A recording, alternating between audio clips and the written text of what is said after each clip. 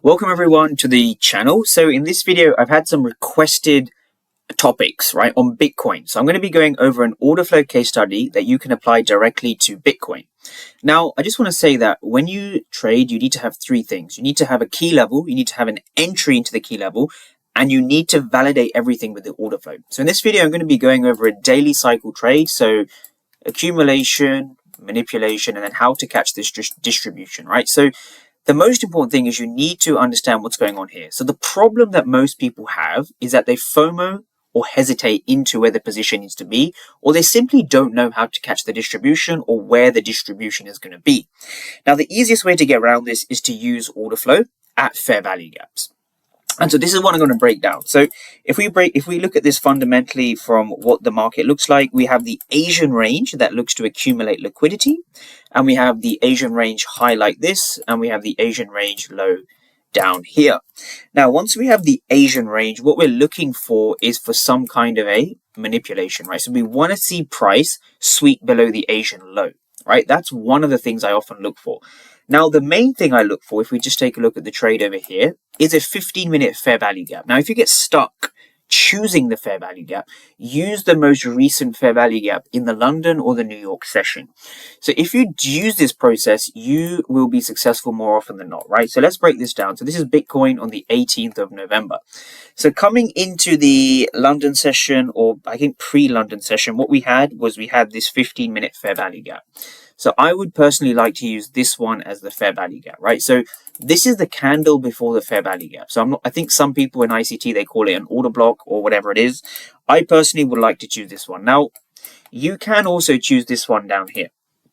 This is a real possibility, right? You can choose this one, depending on how aggressive you want to be, right? So remember, I don't use market structure shifts. I don't use candlestick sweeps or anything. I simply look for a 15-minute fair value gap.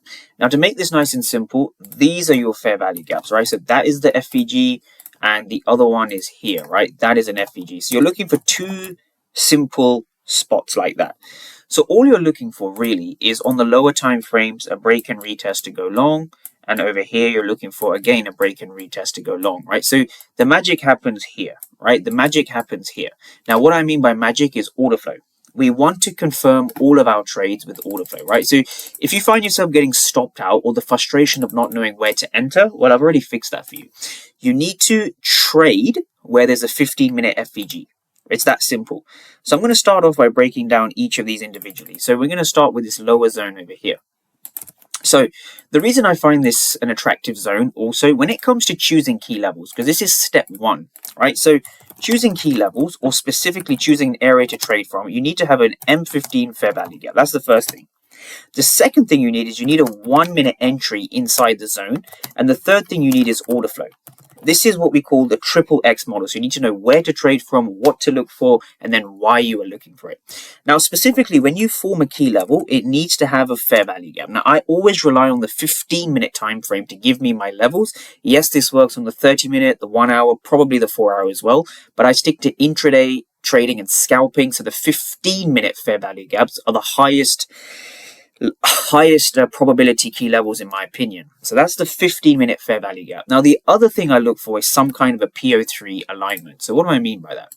If we take the power of 3, for example, right, we're just going to put it here to the daily opening price. So I use the midnight opening price at midnight. So this is now 5 a.m. UK time. So already just by looking at this, I personally don't think that trading at the daily opening price is the best idea. So this zone for me here wouldn't be as optimal, right? So if I just kind of show you another way I use the PO3, I would use it for the weekly time frame over here, right? So the reason I use this, I prefer to use the weekly power of 3 to my advantage.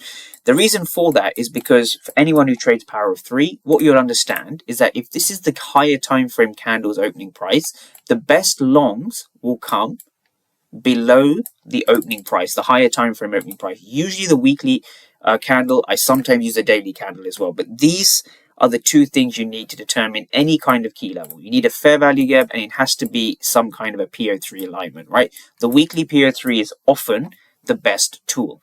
Now, the reason I bang on about power of 3 in almost every video is because the weekly candle is the best PO3 tool that you can use. Now, this is why. This is what I mean. So if I continue to play price on, right, we want to enter the markets when the wick is small, and our job is to position ourselves inside of this wick. So if I continue to play price on, we want to look for long trades as the wick is expanding, right? So we want to enter at position 1 and we want to exit somewhere at position 2. So we're looking to catch the move in the higher time frame wick expansion. Now, this is a really important concept. Think of it like this. If this is the weekly opening price, you want to be thinking of the weekly opening price. I'm just going to write WOP. You want to be thinking as the weekly opening price as some kind of a magnet, right? Price will attract itself to this weekly opening price. So if you want to know what indicator this is or tool, you just type in PO3 and you find the 2 degrees one, higher time frame by 2 degrees, right? So this is my favorite tool. It's my favorite indicator, right? Favorite kind of tool to trade with. So how would I use this to my advantage, right? So again, 15-minute fair value gap, 1 minute entry, and then order flow. So let's break this down. If we go to the 1 minute chart, this is what we're looking for. So the first step is we've already got that. We've got our key level. So that's step 1. This is our key level. Step 2 is you're looking for an entry, right? So you're looking for an entry. So there's your entry. This is kind of step 2. Now, step 3 is you want to see how the market reacts to this level. So what I look for, my favorite type of entry is a break and retest, right? So what I look for in this case is a break like this. Then I would like to see some kind of a retest to enter here. Now the problem here, well, not really a problem. The thing that happened here is we didn't really have that retest. So that's perfectly fine, right? That's not a problem. If you miss the retest, there's no point trying to enter up here, right? I'm not going to take trades like this, right? Massive stop losses, and I don't want to be sitting in drawdown. I want to have a tight and precise entry using one key level. So how do I do that? So if the market doesn't give you an opportunity from your first key level, there will often be another key level, right? So this is where we use multiple 15-minute fair value gaps to our advantage. So if we miss this zone or the market didn't give us an entry here, that's perfectly fine. We use this one, right? We use this one instead. And we use the same overall principle, right? So we want to see the market come into this zone. Okay, so first we wait for a key level, which we have. Now we look for an entry. So when we come into this zone, what are we looking for? We're looking for some kind of a break and retest, just like this. So this is what we have. So I get a lot of questions about break and retest, and I want to make it very easy for everyone to understand, right? So on the 15-minute chart, this is what we're looking for. So we have a fair value gap over here. So this is step 1. We've identified a key level. So this is our key level, right? Again, key level below the weekly opening price. That's step 1. Step 2 is we're looking for price to enter that key level. So what I mean by that specifically is we want to go to the lower time frames and we're looking for this kind of price action. So why do I favor this kind of price action over here, right? It's super simple. So what I'm looking for is a break, right? That's the first thing I look for. So a break above this level, right? Some people would use the candle like this. I personally would, well, it depends how you do it. You can either have your break line here or you could have your break line here, either of which is completely fine. So what I look for, think about this. If you're a trader who gets stopped out, or you have FOMO, or you have any of the psychological problems that most traders go through, this is the easiest way to fix that. So step number 1, right? Promise yourself you're not going to trade unless price gets to your level. So if you're trading anywhere outside of your level, you don't trade, right? All of this here is a no trade zone, right? No trade zone. You simply want to be trading based off what this level tells you. This is the only piece of information you need, and the only way you can trade these key levels is by understanding the order flow. So a couple of candles later, what we had a nice solid break above the level. So this is what I'm looking for, right? I want to see price either break to the upside or break to the downside. So I'm looking for scenario 1 or scenario 2. That's all I'm looking for. So here's where we have our break. So that's the break. So with me personally, the way I like to enter, I would put my entry here. So what I'm looking for specifically, once price breaks above my zone, I would like to see price re-entering my zone, right? This is what's very important. You don't trade this, right? So I don't trade this. This is not a correct move for me, right? I don't trade this. This is wrong, right? I don't ever look to trade the initial break. I look for a break and a retest, right? The retest is super important. So if I look at this retest like this, what you're looking for is you want to see the interactions between buyers and sellers.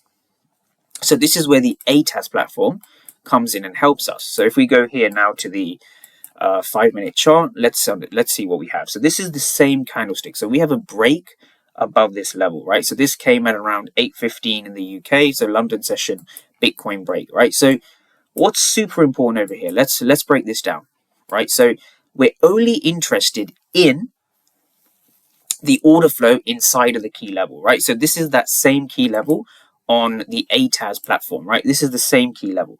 But let's go to the 5-minute and break it down.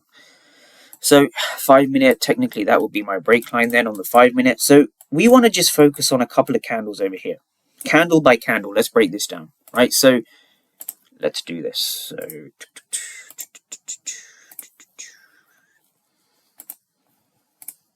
the beauty with order flow is that it gives you an insight as to what's going on inside of your zone. So candle by candle, I want to break this down so that traders can understand. Once you have a 15-minute fair value gap, you simply want to be looking at the price action inside of your key level. If you can focus on the price action in this one key level per day, you can remove 99% of the stress, the FOMO, the fear, and the hesitation that you face. Now, the way we do this is by understanding two numbers, and I'm going to use this candle here and break it down. So this green candle here, bullish candle, is this one over here. Now, I specifically want to focus on this candle because I want traders to understand the dynamics of what's going on, right? So that candle corresponds to this one, right? This one here. So again, looking at BTC futures, what we can see is we see a left number and we see a right number. Now, I've been through this in several of my videos and I'm just going to repeat it. So the left number is the bid, the right number is the ask, right? The bid are the aggressive sellers and the ask are the aggressive buyers, right? Aggressive sellers on the left, aggressive buyers on the right. So every number you see on the footprint charts on the right-hand side, right? Every number you see represents aggressive sellers and aggressive buyers, right? These are aggressive market participants. The way you want to understand this is think of them as live, right? So they're going in with market orders. So for example, if we take this row over here, 40 for 19, what that tells you is that there's 40 people, right? There's 40 market participants. There's 40 people trying to sell, trying to actively drive price down. This is for Bitcoin futures, about 760. So let's just say 760. At this price here, 760, what's happening here is there's 40 people that are trying to drive price down, i.e. trying to break below this level, right?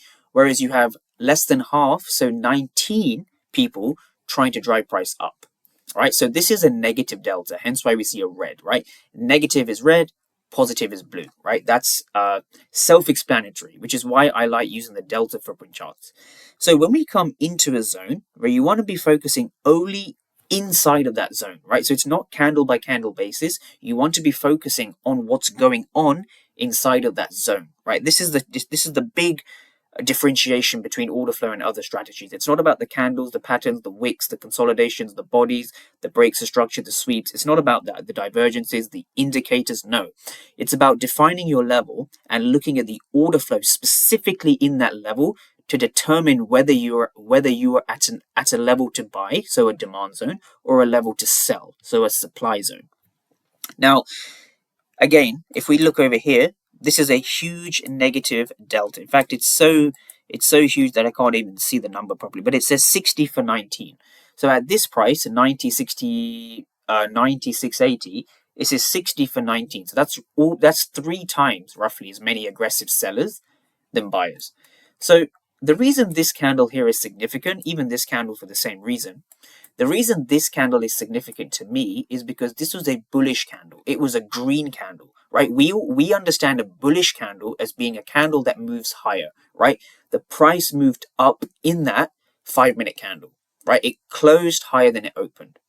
But what's interesting is if we look at the bottom of the candle and even throughout the candle, we see negative delta, which corresponds to this candle. So think about it this way, right? this candle here, we saw a more aggressive sellers, right?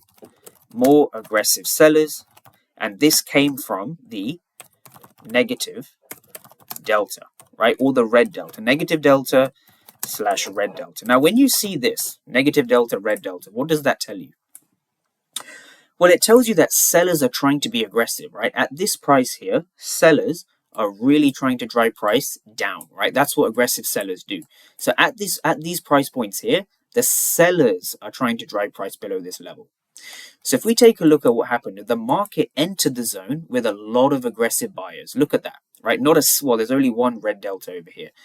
Basically, not a single negative delta. So this candle corresponds to this candle. So this is a green candle. This is a green candle, right? But this green candle has overwhelmingly more aggressive buyers. So buyers are aggressive as we break above the level. This is good. When you see buyers supported by heavy buying volume, so the ask, the right-hand number, is a lot bigger than the left-hand number, that means aggressive buyers are successfully pushing the markets higher or pushing the price higher, right? At this key level. Again, you're only interested at this key level. Do we break above the key level or do we break below the key level? This is where order flow becomes very powerful.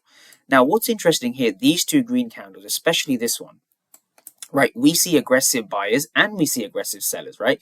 Down here, we see aggressive sellers. This candle here, very, very important, right? Aggressive sellers, aggressive sellers. Now, the question is, if we have these aggressive sellers inside of a green candle, followed by a break above the level, we're not interested in what happens outside the level necessarily. We just want to see what's going on in this level. So in this level, we have green candles and hence a break to the upside. But we had sellers, right? We had sellers sitting over here, a big aggressive seller sitting over here. So the question becomes, when you're trading fair value gaps, order blocks, breaker blocks, this even works across indicators as well.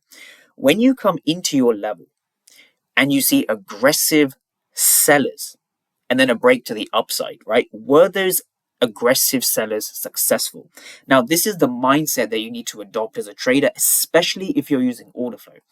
You need to understand, are the sellers aggressive, right? So more aggressive sellers than buyers. So we see that by the negative delta, so the red delta over here. Were these sellers successful? Well, so far, no, because we've had a break. So this is the first sign of aggressive sellers failing. And so this is how order flow is used, right? So more aggressive sellers, right? And then we see a break to the upside. So more aggressive sellers and a break to the upside. So what does that tell us, right? More aggressive sellers and a break to the upside. This is what we call seller absorption or aggressive seller absorption. This is an absorption. So what you see over here is a three-step process for order flow, right? This is a three-step process. So what we see is we see sellers being aggressive, break to the upside, which means these sellers have been absorbed. So what it shows you is that buyers are actively in control of this zone. So if you look at this break was actually supported by buyers, and we see that via the footprint charts. Now, the next thing to understand, if we go to the 1 minute chart, now, if you're looking to enter off a 5 minute, you would want to enter at this break, right? So you want to see what this candle's doing, what this candle's doing, and then eventually we have our break. So there's our entry, right? That would be my entry. So I would be comfortable going long here with the stop loss just below the zone. Yes, you can have it here or you can have it here, right? I just prefer to have it here. So before I speak about whether you want to be holding this trade, what I want to focus on now is the second part of the entry. So what we've seen over here is we've seen a break corresponding to this bit. Now we had two candles as a retest before we entered long, right? So the long entry would be around here. The question now becomes, right, very importantly, what's going on here, right? What's going on here? In yellow, right? In yellow, what's going on, right? This bit here. So this is what we're going to be breaking down now.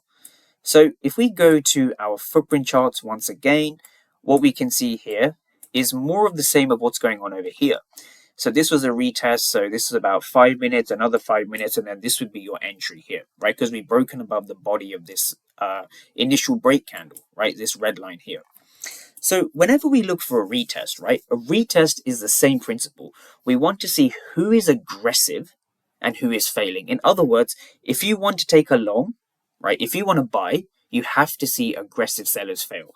So this is the principle to take any buy trade, right? What you're looking for is you're looking for aggressive sellers and you're looking for no reward, right? These two things go together. So aggressive sellers plus no reward equals passive buyers. And so this is the fundamental essence of order flow. This is how order flow actually works, right? You're not focused on every candle. You're not focused on everywhere on the charts. You're only trying to pick one key level and you're trying to see how the delta is behaving at those key levels. And you also want to see how price behaves at your level. So what I mean by that is if we break above with aggressive selling, that means the aggressive sellers have failed, right? So we see aggressive sellers, so that's over here, aggressive sellers plus no reward, which means buyers are in control. So buyers were in control, right? If we just take a look at a few numbers, this is what we see, right? We see 49 for 33, so obviously more numbers, the bid number is bigger, so more aggressive sellers. Even down here, 37 for 7, that's a 5x difference, 28 for 13, 22 for 20, 14 for 4. And we can see that via the negative delta, the red delta. Even when we enter the zone, 35 for 10, 24 for 10, we see a lot of negative delta. Now, some people have asked me the question, oh, there's positive delta as well. Okay, that's true. There is positive delta. That's why we wait for the break, right? So if we break above here, what's happened is we've had an initial break where sellers failed, and we've had a retest where sellers have failed. Now, the evidence of sellers failing is very simple. We see a lot of aggressive sellers. Now, if these sellers were successful, they would have broken below the level, right? So this order block, they would have broken below. But the fact that they've broken above shows you that the sellers themselves have been unsuccessful. And this is how you want to be trading on the 1 minute time frame. So if you're a 1 minute time frame trader, this is probably what's going to help you, in my opinion, right? So not the nicest trade to hold, in my opinion, quite choppy, but I think we did get there in the end. I think we hit some kind of target in the end. There you go. Oop, oop, oop. Very, very choppy price action, but we had our target. So what's interesting now is an exercise, right? What I recommend traders do, go back and see what was going on here, go back and see what was going on here, go back and see what was going on here. Now, what you'll find here, so on Bitcoin, so BTC, BTC, this is around, call it 90,800. So this entire region. See what was going on over here, right? See what was going on. And it's the same principle, right? Using the order flow here. It's the same principle of aggressive sellers break to the upside. So we're seeing an absorption of the aggressive sellers, right? So the fundamental principle here is you see aggressive sellers plus no reward, right? Because if they were successful, they would have broken below this level. And this equals buyers passively in control. And that is how you want to approach Bitcoin. That is how you want to approach any single market.